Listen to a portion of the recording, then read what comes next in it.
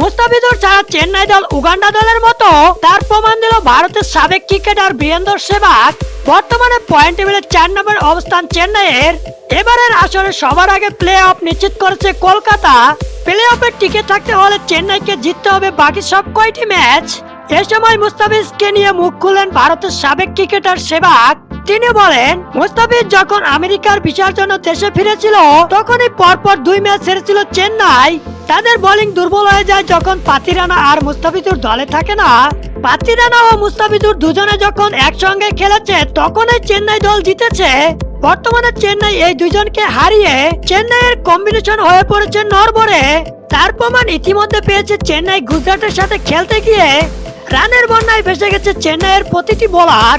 তাই তো জিম্বাবুয়ের সিরিজ শেষে মুস্তাফিজকে আবার দলে পেতে ভক্তগুলোর বিশেষ আকুতি।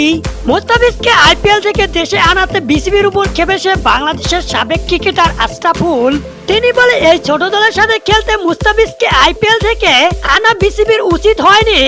আইপিএল থেকে মুস্তাফিজ প্রতিনিয়ত নতুন নতুন কিছু শিখতো যা বিশ্বকাপে বাংলাদেশের জন্য কাজে লাগতো। বিসিবি নিজের পায়ে নিজেই কুড়াল মেরেছে। আইপিএল থেকে মুস্তাফিজুরকে ডেকে এনে